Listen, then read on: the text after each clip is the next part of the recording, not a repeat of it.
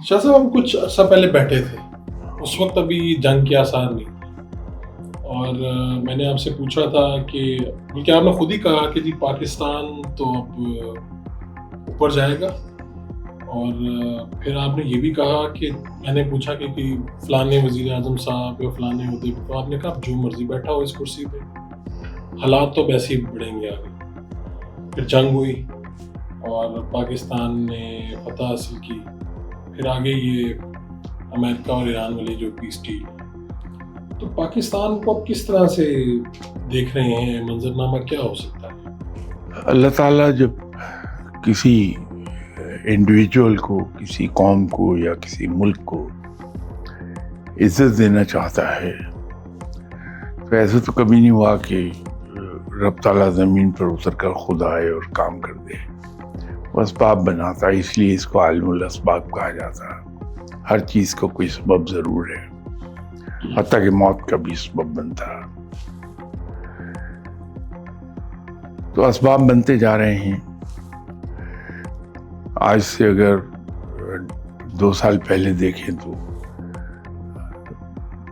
ہم میں سے کوئی بہت زیادہ پر امید نہیں تھا، تو لیکن رب تعالیٰ کے کام ہے، الحمدللہ پاکستان عزت پا رہا ہے۔ ہر آنے والا دن اسے عالمی تناظر میں اگر دیکھا جائے تو عزت مل رہی ہے پاکستان کو۔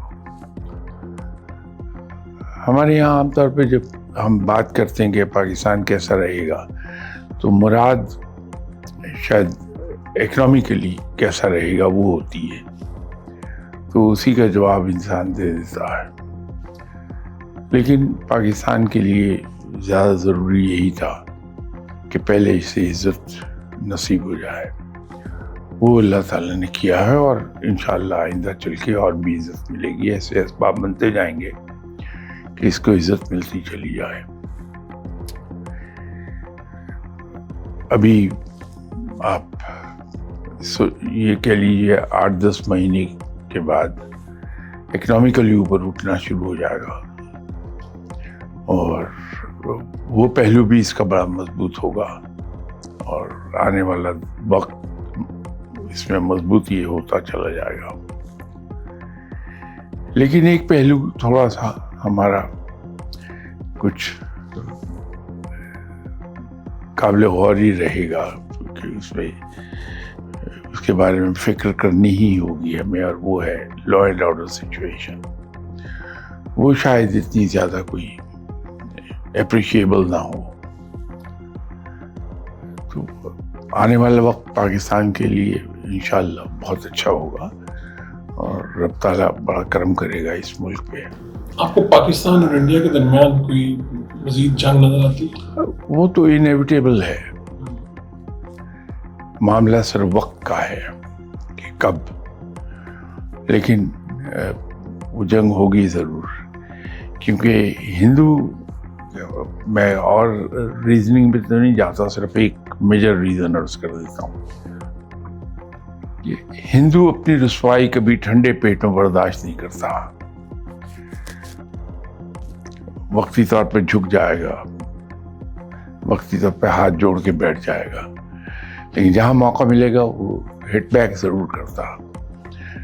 تو انڈیا کے ساتھ جو کچھ ہوا، انڈین قوم کے لیے بڑا ان ایکسپیکٹڈ تھا۔ حکومت کا تو مجھے نہیں پتا، لیکن عوام کا مجھے پتا ہے کہ وہ ایک ایسی فولس پیراڈائز میں رہ رہے تھے پاکستان کے بارے میں، اور اس قدر ان میں تکبر تھا پاکستان کے بارے میں، بڑی حقارت سے ذکر کرتے تھے۔ اور میں نے خود لوگوں کو کہتے سنا ہے جو غیر ممالک میں انڈین رہتے ہیں، ان کی زبان سے، کہ یہ تو ہم ہیں جو آپ کو اجازت دیے ہوئے ہیں کہ آپ نقشے پر قائم رہ جائیں خود، ورنہ آپ تو صرف ایک ہفتے کی مار ہیں۔ تو یہ تکبر تھا، اور جس قوم نے بھی تکبر کے الفاظ بولے ہیں رب نے اسے رسوا ضرور کیا ہے۔ تو یہ ان کے لیے ایک بہت بڑا شوق تھا، انڈین نیشن کے لیے۔ تو وہ ہٹ بیک تو کرے گا، کب یہ چونکہ وقت کا تعین کوئی کر نہیں سکتا، اللہ ہی کے پاس علم ہے، اس کا کہا نہیں جا سکتا۔